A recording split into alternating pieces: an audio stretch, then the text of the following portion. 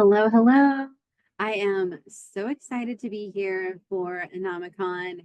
I am very humbled to be among so many amazing speakers. I cannot wait to listen in myself.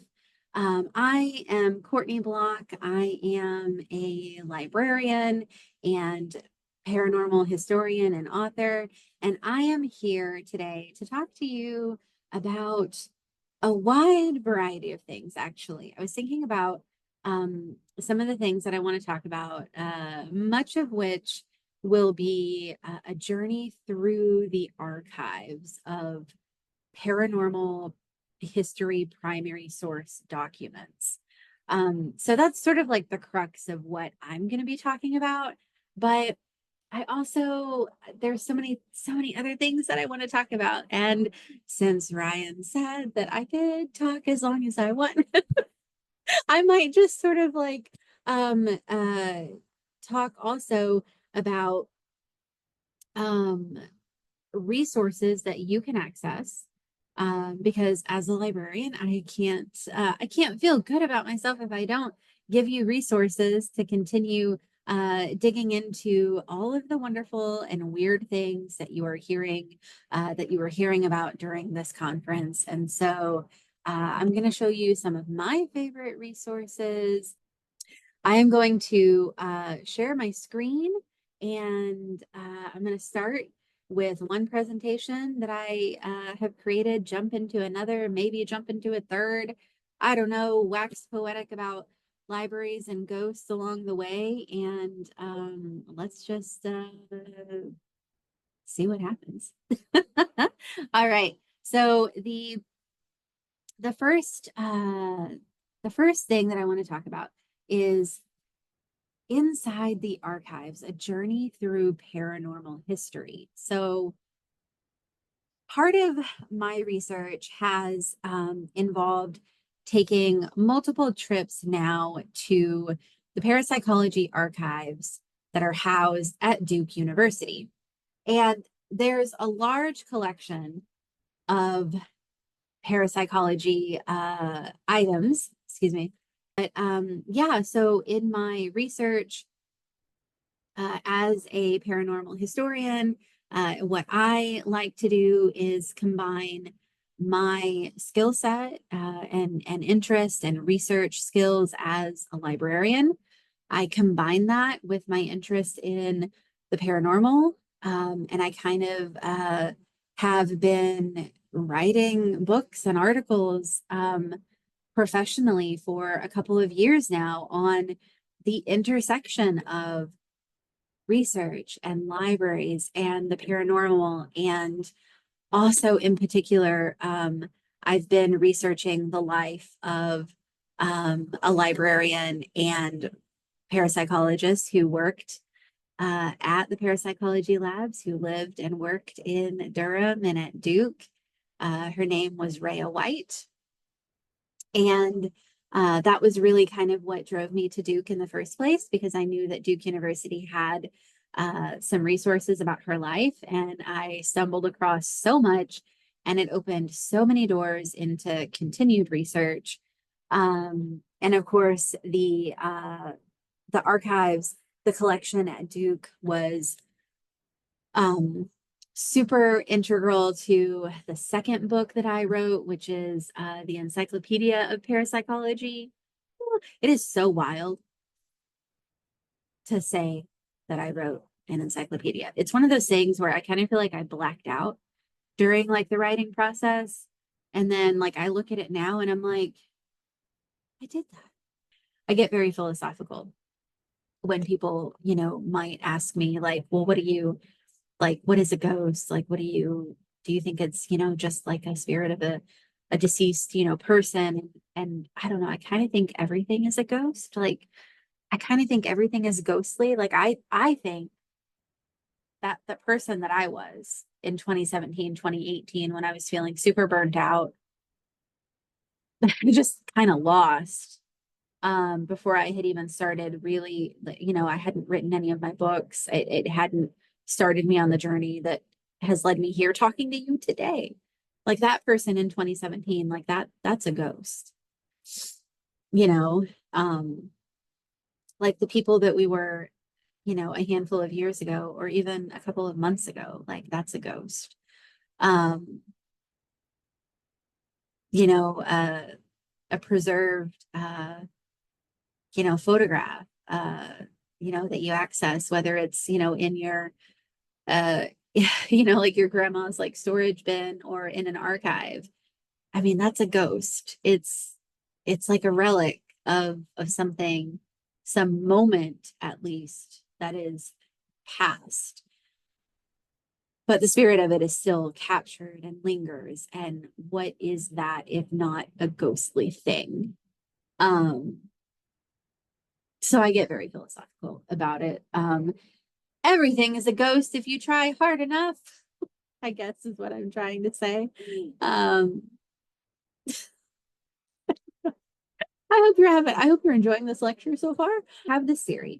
And I'm really kind of fleshing it out in my upcoming book, Inside the World's Haunted Libraries, but I want to share it with you.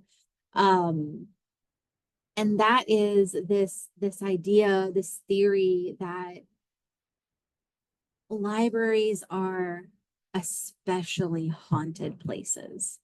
And I think that they are like natural, just environments that facilitate, promote, preserve hauntings in so many different ways. So, in one way, libraries as like physical places are often very transitory, right? People coming and going all day long. It's kind of like a train station or an airport. Um, or even like that sort of coffee shop vibe, right? Like, do we see some of the same people every single day? Yes. I used to work in public libraries, and that's how I got my first library job when I was 14, and I was a page for my local public library. Um, and that is really just where I fell in love with them and realized that, it's a whole, career and career path. And like I just fell in love with community and the community that libraries create and foster and support. So as in terms of like the library as a physical space, it's a very transitory like environment. Yes, we do see the same people often, multiple days a week, every single day. But also sometimes very often you see a person once and then you never see them again. They're passing through town. Maybe they just need somewhere to rest. They need somewhere to just like, uh, grab, some water, sit down in the air conditioning, go to the bathroom. They maybe need like computer access or they're charging their devices for whatever reason, and then you never see them again. And so, in that way, library buildings are kind of full of the echo of that constant movement of people. And I don't know if any of you have ever been in a library after, it is closed, or at least when there's nobody there anymore. Like you can feel it. You can just feel it. And I feel like the same can be said for any number of other places in society, that have that see people come and going. I mean, shoot, even probably like grocery stores. You know what? Now that makes me want to think like that makes me think that like now I just want to like the next time I'm at the grocery store, I just want to like start up a conversation with like an employee and just be like, hey, like if you're like whenever you're here, like I don't know, like stocking or doing inventory or something, when like the building's closed or whatever, like is it spooky? Like did weird shit happen? Um, because I bet it does. Because you know what? I think everywhere is haunted. I think everything is haunted because philosophically, I mean, it's just the evolution of like, I don't know, just like spatially, the evolution of, structures and people and places and events that have happened before. I think that's just kind of my definition of what it means for something to be a ghost or be ghostly. Um, am I going too deep into like am I getting, am I going too far down the rabbit hole? Okay, let me get back to my theory. So the library is a physical place. I think that's one way that it creates that natural kind of haunting environment. And then furthermore, let's talk about, accessing resources at the library. Let's just focus on books. So you've got the books, right? Like the physical books on the shelf. Um, which, I think that anything that is created is also a little bit ghostly because you're pouring whatever it is that you're creating, whether it's, a painting, a sculpture, a song, a book, you're putting your energy like into that. Like the creative process is an energetic process. And I think that, that energy like imprints and, sort of echoes outward. And so I think that, just seeing the books on the shelf, you can kind of feel just like the energy and the echoes of all the work and tears that go into creating anything. But like, writing these books, creating these books, I think that you can feel that. So that's one way that the books kind of seem ghostly. Also, the fact that um, many of those books are from authors who are no longer physically living, but they're still alive in a way through their work, through their creations, in much the same way that a famous painting, the painter, the creator lives on through, that work, through that painting. So there's that aspect of it.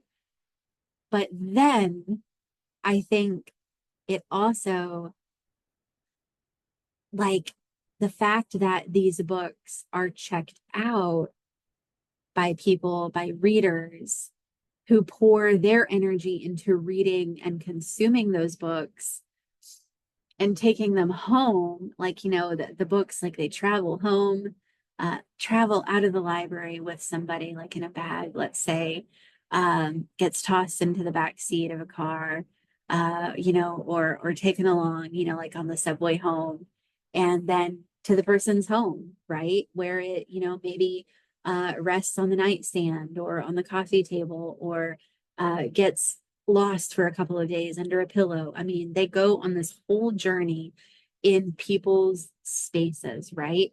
And then the reader is pouring their energy into consuming and interacting with that piece of work, whether they love it, hate it, or indifferent to it, whatever.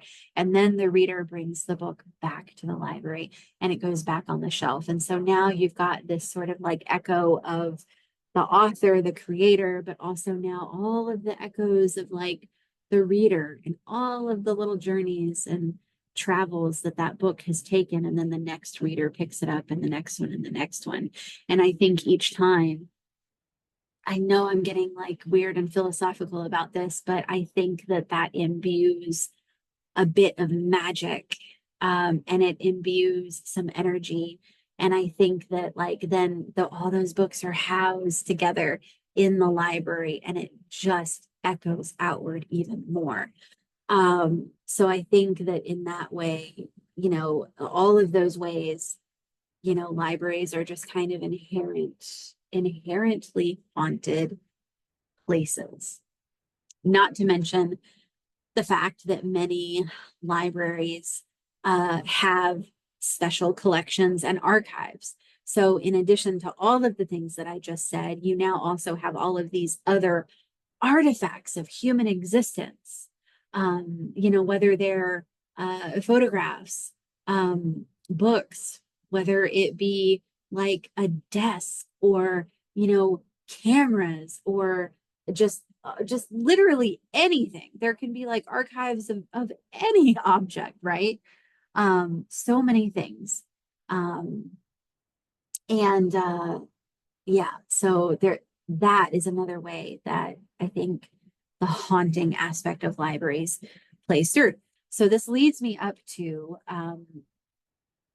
some of the primary sources that I accessed during my trip to Duke University and the parapsychology labs. This was one of the first boxes that I opened, maybe the first box that I opened at my first trip to the Duke Parapsychology, to the Rubenstein Library, and to specifically view the parapsychology collection. So this is how they're stored, in archival quality boxes with archival quality folders. And this is from the research files, all sorts of different things in here. In some of those files, you would see things like this. And these are so awesome to just hold like in your hand, right? Which, by the way, unless it's something, you know, like if it is an unsealed photograph, meaning like if it's a photograph that's not already like in a plastic, you know, sleeve, or, you know, some special like photo negatives that are not in special sleeves. Photos are like the big one that you do want to wear gloves for, because like, you know, the oils with like your skin can damage them over time. But the vast majority of what I was accessing and what you tend to access is paper-based.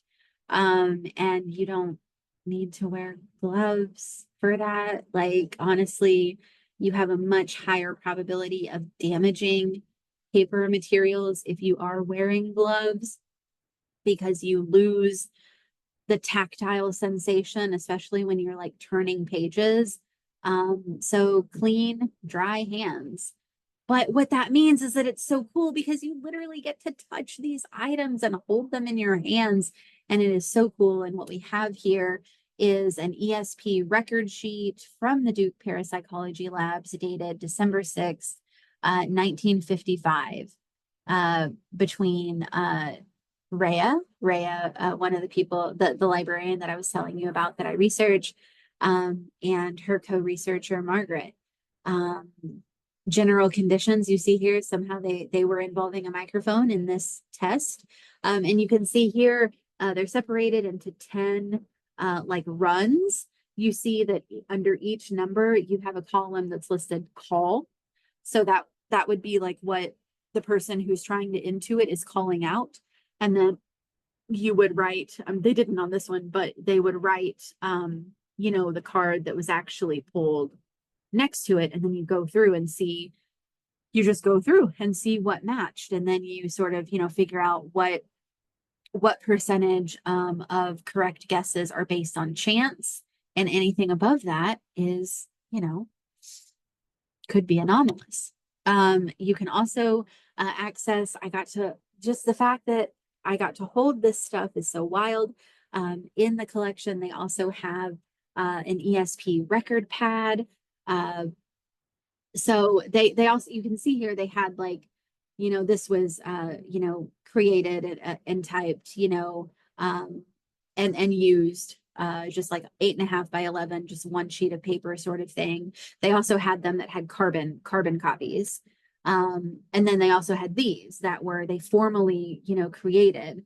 You can see at the bottom here of the image on the left here, patent applied for J.B. Rhine, Joseph Banks Rhine, who was called Boss and Banks by the people at the labs, and whose JB's wife, Louisa Rhine, was an integral figure in the Duke Parapsychology Labs, and a wonderful and prolific researcher in her own right, who actually got her PhD a number of years before, I think like 2 or 3 years before JB, even though in some of the older literature, and honestly, it doesn't even have to be that old, because I found some literature even like in the 1970s that talking about both of them that refer to them as Dr. and Mrs.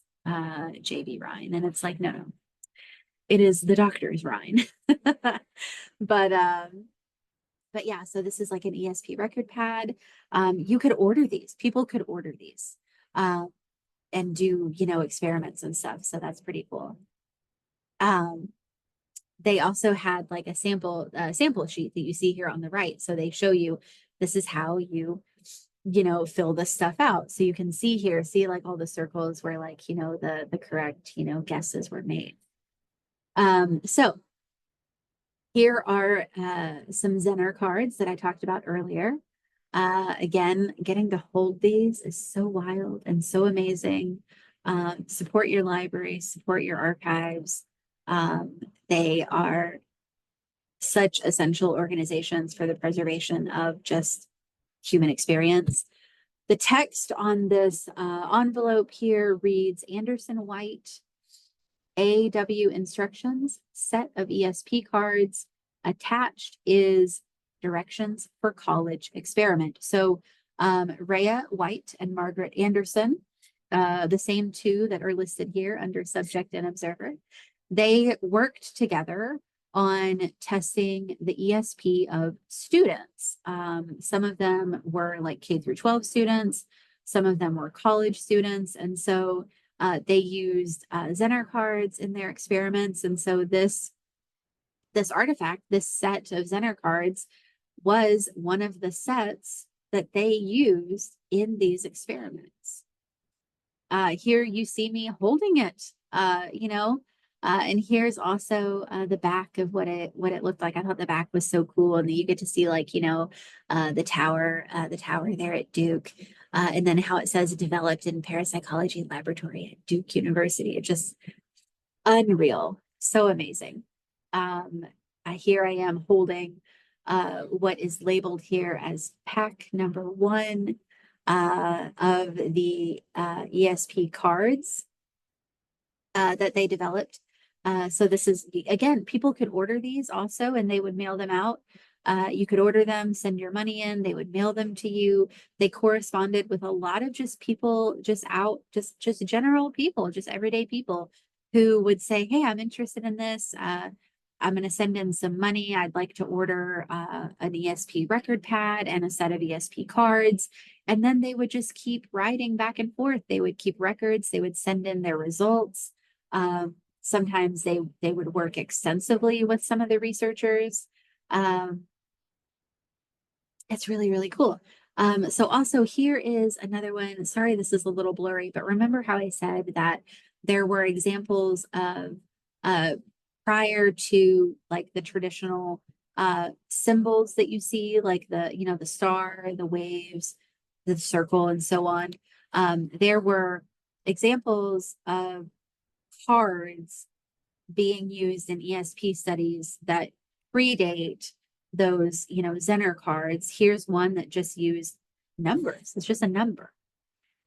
And I love this because one of the things that I always want to remind people is that like it's so you could create your own cards. You could absolutely, if you wanted mimic, the traditional Zener cards, you absolutely can, but you don't have to. You can make your own set with numbers. You could also, another set that they used was this one says circa 1930. These cards were in use before the ESP Zener cards.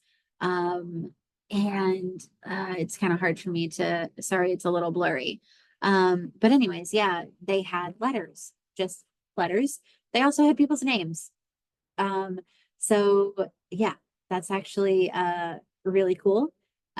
So you can get inspiration from these and make your own set. And what I think is really kind of cool about that is that if you were you could make a set of cards that maybe has some personal meaning to you, or maybe you have a couple of friends that you want to like do some ESP studies with, and test your skills. Maybe there is symbolism or, words or letters, or, you could even involve colors. I mean, maybe there's something that is inherent to your friend group that has meaning. And you can kind of, get inspired, put those things on a set of cards. And very easily create your own. Other things that I accessed in the Duke Parapsychology archives is research files and photographs of all sorts of investigations that they went on. Here we see Joseph Gaither Pratt talking to young Mr. Herman of the Herman family poltergeist case out of Seaford, Long Island. That was a pretty famous, pretty well-known case in which the Herman family, which was James and his sister Lucille, and then their parents, interestingly enough, who were also named James and Lucille. Like, to be honest with you, that part is what is the weirdest to me. Not the fact that there was, like, ceramic figurines flying off of the mantles, bottle caps, like, constantly popping off of, like, everything that had a bottle cap on it, milk bottles, laundry bottles. Like, I'm just kind of like, the weirdest thing to me is, like, like, the parents are James and Lucille, and then the kids are also James and Lucille. I don't know why that, like, sticks out to me. Like, I can't get past that.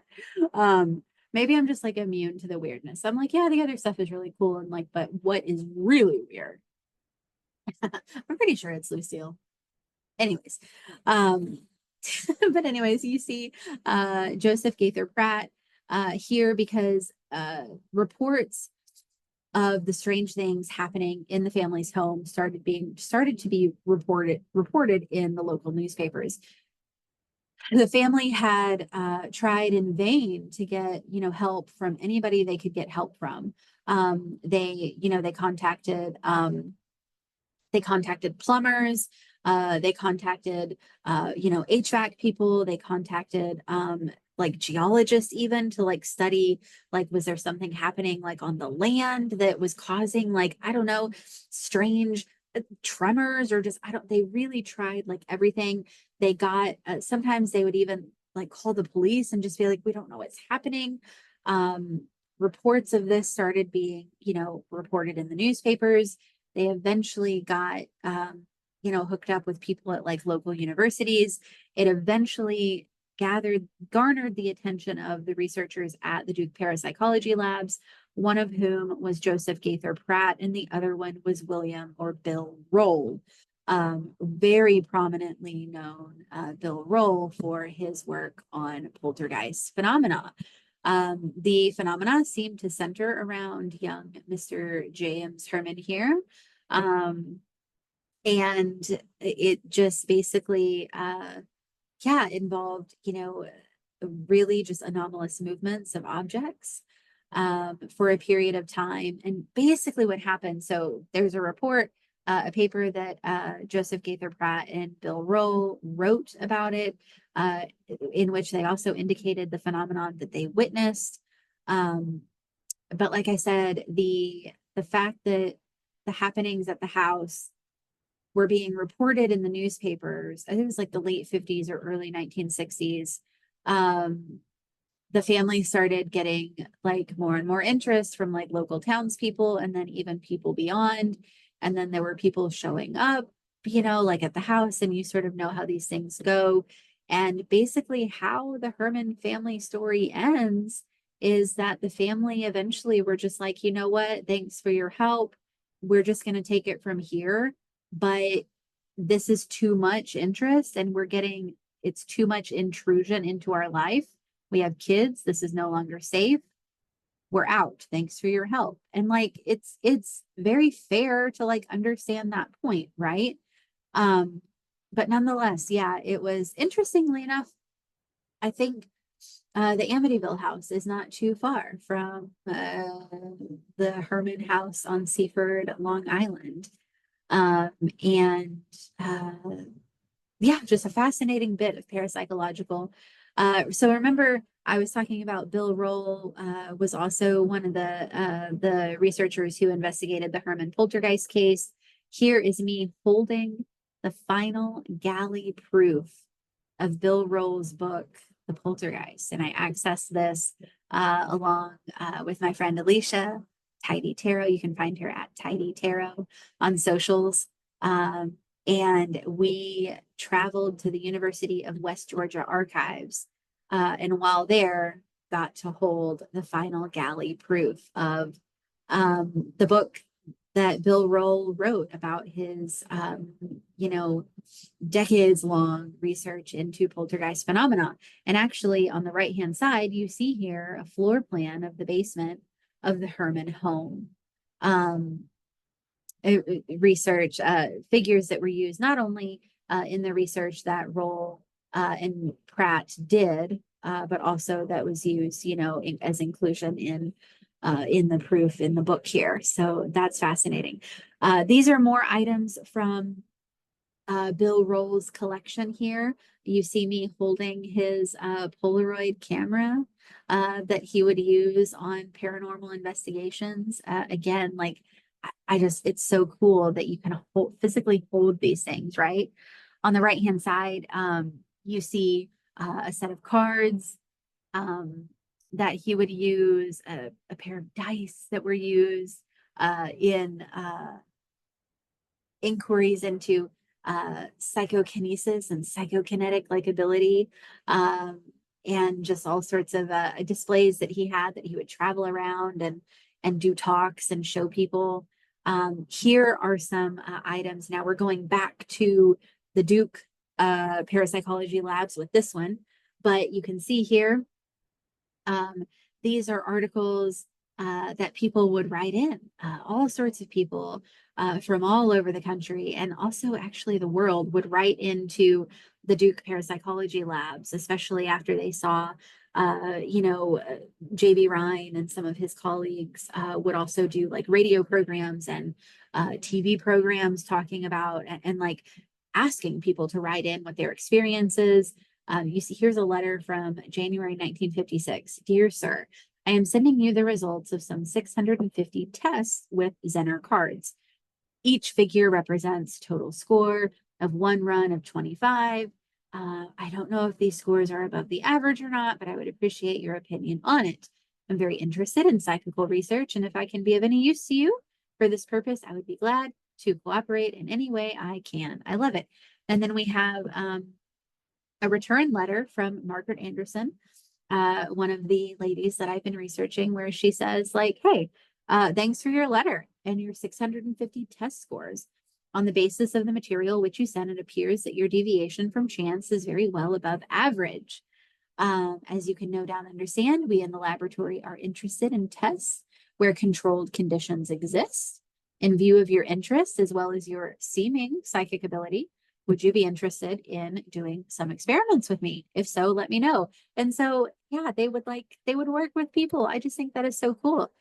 Here are some other items that I got to access at Duke University. We have on the left here a young J.B. Rhine. In the middle here, we have a grocery list from Louisa Rhine. These especially are the little bits that I just absolutely love seeing.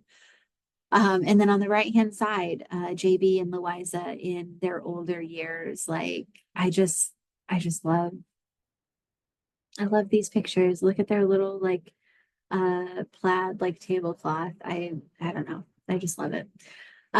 These still here collections at the Duke Parapsychology Archives. Poems in JB's desk. This is Louisa's handwriting. We found these after his death. It's just, it almost like makes me emotional again because it just, these artifacts are, they're so important. And they give you such a peek. And I think it's also magical to like these things are all ghostly. These are all ghosts. What we're looking at ghosts right here.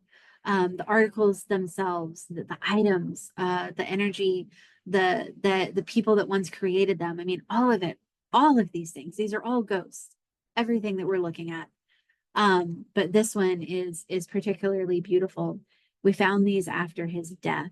The fact that she took the time to write that is amazing. And one of the poems here, I am a part of all that I have met, and all experience is an arch where through gleams that untraveled world whose margin fades forever and forever when I move. I mean, it's just such a peek into understanding a little bit more about a person and their interests and their thoughts and their journey through life. And how can you not feel as if that person is still alive and speaking to you through these documents, right? Like the ghostly aspect of archives is quite beautiful and magical to me. There's also some very entertaining, very fun things. I mean, this is like, fun and everything, but you know what I mean. Um, like information about Chris, the wonder dog out of Warwick, who was said to have extrasensory abilities in picking out the Zener cards. Here you see him shaking hands with the researcher in front of the Zener cards. And he is just like, he's such a good boy. He's such a good boy. So, yeah, I mean, one of the things that they did at the Duke Parapsychology Labs is they also investigated potential ESP with animals too. You can see a little bit of the language from this article here. Warwick dog again visited by scientists. Another Duke University scientist has visited Chris, Warwick's wonder dog.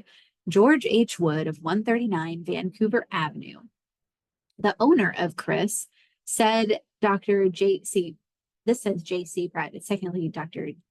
Joseph Gaither, JG, spent Saturday night at the Wood home and left yesterday morning to return to Durham. Dr. Pratt is assistant director of the Parapsychology Laboratory at Duke, headed by Dr. J.B. Ryan.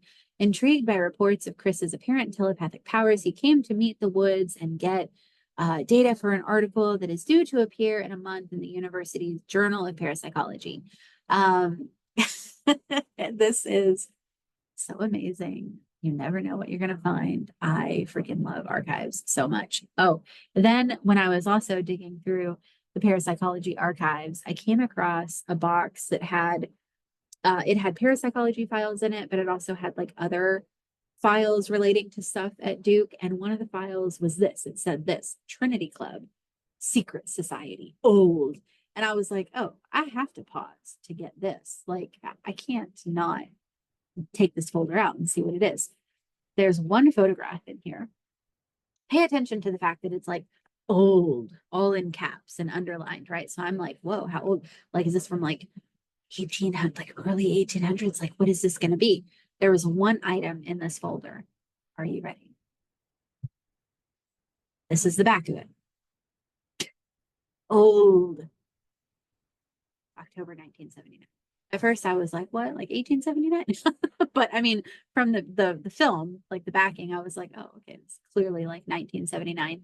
Trinity Club at Oktoberfest, October 12th, 1979. Photo by Rob Brandt. Drum roll. Boom. Here is the photo. Oh, these dudes, it's three dudes. Look, we don't know who they are. This one on the left, it is questioning why he is there. He is questioning why he decided to show up that day. This dude in the middle, 10 out of 10, probably went on to create a cult. This guy on the right, his name is 10,000% Biff. It's hilarious. I don't know. I was like, this is hilarious. I am so glad that I pulled this folder out. This is quite amusing. So when you are digging through the archives, also make space to like look at the things that you didn't expect to find, because they will give you a good chuckle. Okay, I want to talk a little bit about how you can research paranormal topics. Some of the things, I don't even know, how long have I been talking? What, have I been talking for like an hour or so? How you can research paranormal topics. All of these resources that I have listed on the screen here are freely and openly accessible resources where you can find amazing bits of research. Well, with some of these like HathiTrust and the Internet Archive and like Google Scholar, Library of Congress, JSTOR, like bits of just everything that you can think of. Some of them, like the IONS, which is the Institute of Noetic Sciences, the Parapsychological Association, Edge Science. Some of them are specific to like, high strangeness and, the paranormal and parapsychology related topics. But others, you can find paranormal items in them, but you could also find so much more. So if you are looking for older and historical research, I would recommend using these, the Internet Archive, HathiTrust, and Chronicling America. And actually, let me go into HathiTrust and show you what you can, like how to navigate it and what you can find. Okay, so HathiTrust, this is what it looks like. You just Google HathiTrust. It's also just hathitrust.org. It is freely accessible, freely open digital archive. So let's do a search for, let's put in Journal of the Society for Psychical Research. Let's do that and see what comes up here. Okay. We have 168, almost 169,000 things that pop up. But let's just take a look at this first one here. We've got volume 24 of the journal from 1928. The Society for Psychical Research, by the way, formed in 1884, 1885, was just like a group of learned, I love that word, learned people who were just like motivated by the sort of boom of spiritualism and like the seance room and mediums and physical mediumship and mental mediumship and all of these things that were kind of just like booming at the time. All of these like psychical related phenomena, they were motivated to create a society surrounding looking at psychical research, and they created that society. It still exists today. One of the things that they also did, which also still exists today, is that they published a journal of the work and inquiry that they did. So you can go to HathiTrust wherever you are, anywhere in the world with an internet connection, and you could read the entire volume 24 from 1927 that spans 1927 to 1928. Look at how many pages this is. 494, almost 500 pages. And look at this, some of the contents. Look at this one. Correspondence concerning a hallucination of a cat. Are you kidding me? I'm reading that. I'm absolutely reading that. But yeah, let's just scroll through it. Here's like what it looks like. They have all sorts of things included in their journal. This one here is 2 telepathic impressions. A lot of these were, written in from people. They would follow up with a lot of people. They would write, they would include in the journal findings from different studies that they did. They would include publications that were written about all sorts of, strange topics. They one of their committees was a committee on haunted houses. How freaking cool is that? And it's just, I don't know, these stories are just like so cool to read through. What's always so amazing to me, like I always wonder, when was the last time that, let's just take a look at this, Mr. Irving. Like when was the last time that somebody remembered this person or read their name or talked about, this thing that they're reading? Like you talk about this to a friend of yours, like when's the last time somebody talked about these people? And again, we're bringing it back to that's such a ghostly thing, it's got aspects of like summoning and like resurrecting and not like in like the religious way at all, but just like in a very ghostly way, right? Like it's one of those ways that like the past is never really that far away. I just love it. So yeah, you can even search within the text. So if you were like, curious about, do they mention the word poltergeist at all in this, this volume with all of these issues, or if you're interested in a particular person. So we see here that the word poltergeist shows up 11 times in this issue. You can scroll here and go directly to, you can go directly to the page that they're all mentioned in. Here we go. The council have made and are continuing to make efforts to get into touch while the phenomena are actually in progress with so-called poltergeist cases, movements of objects, noises, etc., which seem to be connected with particular localities or the presence of particular individuals. Love this. And it goes on to talk about I just love it. I just freaking love Hathi Trust. Let's also take a look at Chronicling America. Chronicling America is one of my favorite newspaper databases. You can just, Google Chronicling America. It is provided freely and openly by the Library of Congress. One of the ways that I like to interact with it is by using the advanced search feature. You can, if you want, limit by certain states. You can limit by, uh, uh, date range here. And then what I like to play around with is these three boxes here where it says with any of the words, with all of the words, and with the phrase. So if you were interested in, like, for instance, if you were interested in UFOs, there's multiple different ways that you can talk about UFOs. And one of them is, an identified flying object. Another one, like perhaps an earlier length usage, a phrase to talk about that is flying saucer. So we know that that's a phrase. So we're going to put it right here in flying saucer. Let's go ahead and hit search. And we've got 2031 entries about articles that talk about flying saucers. So here's one from November 3rd, 1950. The Evening Star out of Washington, D.C. What is, look at this, fed up on flying saucer tales, reporter builds one himself.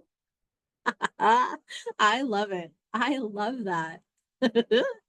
What is this one here from April 2nd, 1950? Flying saucer reports refuse to die out. I love it. Wow, what is this? A puzzling point of view from July 31st, 1955. What?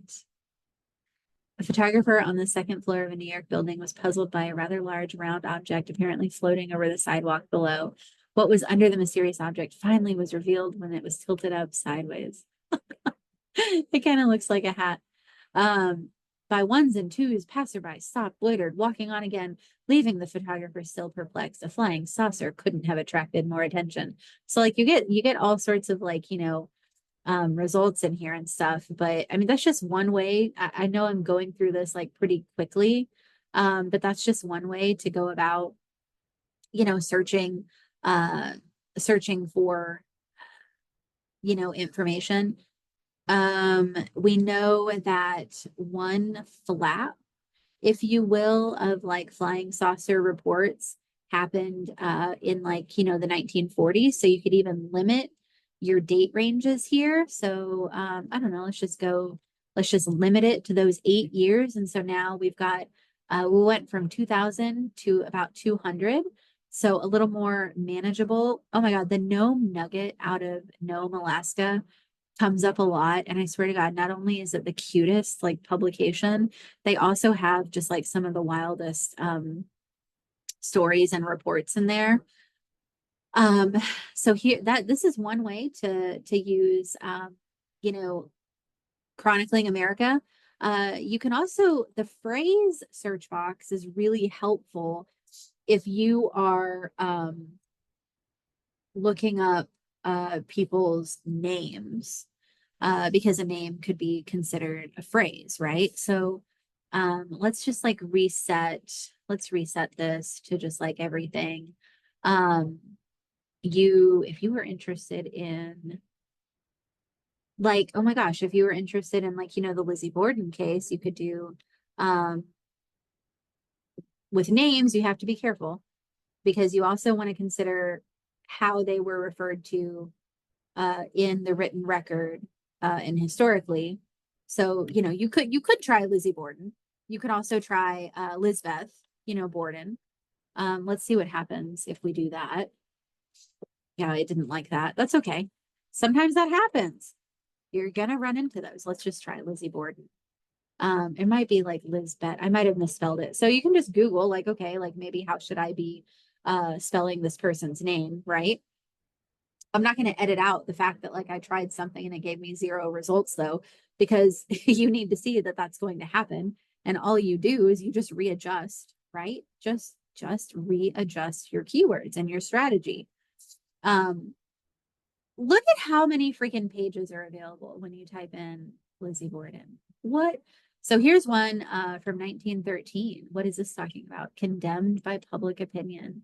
Woman once accused of crime is shunned by her neighbors. Lizzie Borden's lonely life. Porch of Lizzie Borden's house and her auto. 20 years ago, she was charged with the murder of her parents, and although acquitted, she seems compelled to live alone except for the companionship of her servants. Wild, wild, wild. And you'll find like a lot of like repeating articles because, the Delaware City Press ran that. So did the Audubon Republican. So did the Oaks Times. Like, so you'll come across, multiple, duplicates of things. And that's okay. Animal League gets unexpected $2,000. What is this? The Borden breakfast is over. Wow, Lizzie Borden cleared the table her father had. Oh gosh. No. Ah! Um, yeah, just all sorts of things. What is this one from 1892? Here we go. Getting into the thick of the trials. There's so many, especially with the Borden case. So these are primary sources. So like there's so many primary source newspaper articles scanned within Library of Congress about the case, like the literal courtroom case.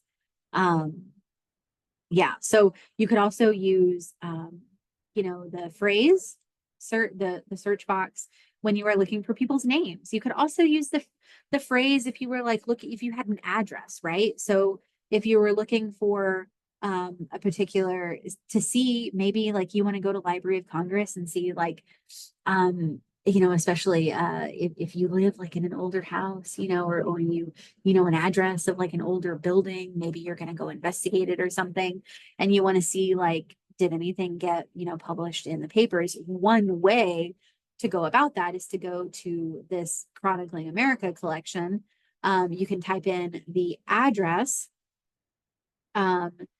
Sometimes you might want to put in street. Sometimes you might want to spell it out. Sometimes maybe you just want to put in 123 Main. Make sure to always remember, like, how can I sort of go about this slightly differently? But yeah, you can put in like 123 Main Street. Quite often I will just include the state, like, Indiana, or I might even just include like the city, like, whatever, Jeffersonville. I usually don't go up here and like limit to the state, because what if it was, something that, was published in an out of state newspaper for whatever reason. So usually I won't limit to like a state. I will just include like the state or the city as one of the keywords. So that's another way that you can go about. Also, if you are investigating like the history of a house, you will also want to go to the website of your local public library and see what newspaper databases they have, because quite often they will have newspaper databases that are local to you, that may or may not be indexed in the newspapers here of Chronicling America, because there's just a certain amount that are chronicled in here. So use those local public library databases to complement this database, to complement Hathi Trust, to complement all of, all of the things. Okay, where were we? For older and historical research, I like to use these. For more modern research, because I want to make sure, I want to be clear that a lot of what I focus on is the historical stuff, but parapsychologists are still very much active and very much continuing the work that was begun, hundreds of years ago by people. So if you are interested in what researchers are doing today, you can go to, I think these resources are really helpful. So at the Institute of Noetic Sciences, some of you guys might be familiar with Dean Radin or have heard that name. He is involved with the Institute of Noetic Sciences. You can find information like this 2022 publication is scientific information received from channeling. Useful. This one here, large scale online testing of psi abilities. They literally have links to apps and stuff at the Institute of Noetic Sciences website where you can download and contribute to the research that they're doing. It's really cool. In Edge Science, you can find publications or articles like this one from 2021, claims of past life memories and near-death experiences. And also all of these bits of literature, I think I want you to know multiple things. I want you to know that you have a right to access information. I mean, full stop, not just paranormal information and paranormal research, but information and access to information is a right. Okay. Knowledge is power. But also, I want you to know that you do not have to be intimidated by the fact that something is, a scholarly journal article. You don't assume that you're not going to be able to understand it. Sure, there might be plenty of articles that are going to be full of jargon, but I'll tell you what you do. You take a look at the abstract because it gives you a summary. Then you read the introduction and then you read the discussion at the end to see what they did. And then to get inspiration, if you want to maybe set up an experiment, because here's the thing, a lot of these experiments are deceptively simple, especially when it comes to the realm of psychical, parapsychological phenomena. Take a look at the methods section of these scholarly articles to see how they set up an experiment. In some of these, like this one on the left, in a report on an experiment in psychokinesis with dice, literally they just had a flat surface for the dice to land on, an incline of something, and dice. And that's how these are so simple, right? So you can get inspiration and look at how they set up their experiment. And maybe you want to test it yourself, or maybe you want to get a couple of friends together and be like, hey, let's have a psychical experiment night. Let's just get weird. Let's get some wine, let's get some cheese, let's get weird, whatever. So I also want you to hear me when I say that these research articles not only are just fascinating to read, just if you just want to, you're curious about what they have found and what researchers are doing, but also if you want to get inspiration on how to get weird yourself. And who cares if you're not doing this to end up in a scholarly publication, whatever, just, do it because you just want to have fun and you just want to get weird and you want to engage with just the weirdness around you, right? This one on the right here, effects of background context for object. Okay, look, it's kind of dry. Photographic targets on remote viewing performance. Okay, so the abstract here tells us photographic images of physical objects are common targets in remote viewing projects today. So they go on to talk about how they use photos in a remote viewing performance. So again, not only is it fascinating. If you're, you know, a weirdo like me, which if you're here and if you've made it this far, you are, you will be entertained to just read. You'll be fascinated by this. But if you want to get inspiration for how to set up your own experiment, you absolutely can. So, all right. What I want you to know from this one, this presentation here is that remembrance is a magical act. You do not need to qualify your weirdness. Just be weird and read weird things. And when in doubt, ask a librarian. Please reach out to me if you are curious about any of the things that I talked about. I just want to come back to this here. I want you to, again, just hear the words again, that you don't need to qualify your weirdness. Okay. And what I mean by that is that you don't need to have any other reason other than you're curious to access information, full stop, whether it's about the paranormal or not. You have a right to access information. Information is I have said that before and I'll say it again. I think a lot of times, especially when it comes to digging around in scholarly publications like the Journal of the Society for Psychical Research, or going to the Institute of Noetic Sciences website and looking at their research publications, or going to, you know, the Journal of Scientific Exploration or Edge Science and looking at these, you know, kind of these articles and resources written by, you know, scholars and people with PhDs and parapsychologists. And, you know, I think that it can be intimidating. And I think sometimes people assume that, well, if I'm not a researcher, or if I'm not like a college student, or digging into this for a paper, that I don't like, I can't access and I shouldn't access those. But that can't be further from the truth.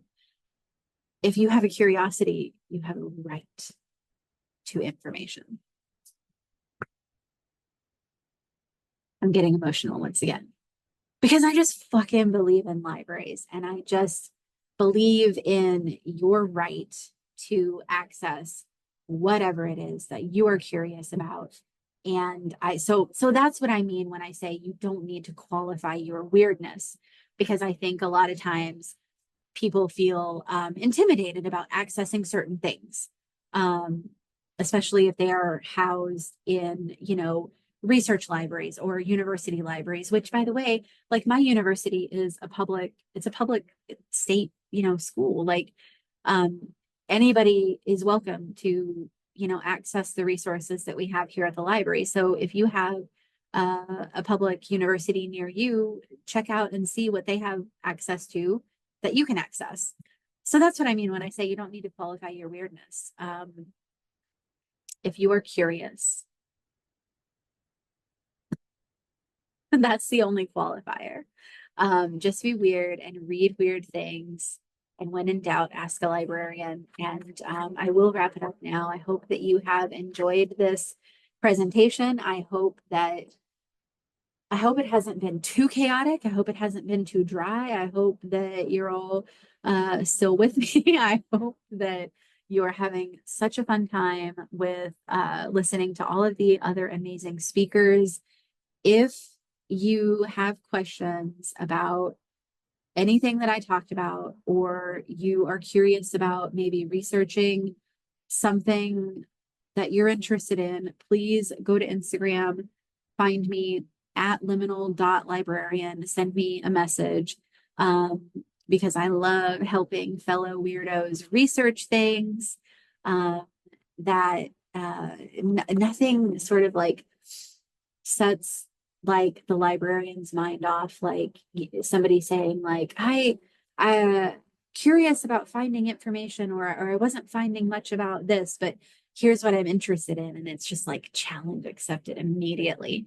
Yeah, I just want you to know that you have the skills already at your disposal to be able to access so many freely accessible and open access weirdness. And again, it is your right and all you need is curiosity. So super grateful for being here. Thank you to Ryan. Thank you to all of you. Stay weird and talk soon. Bye.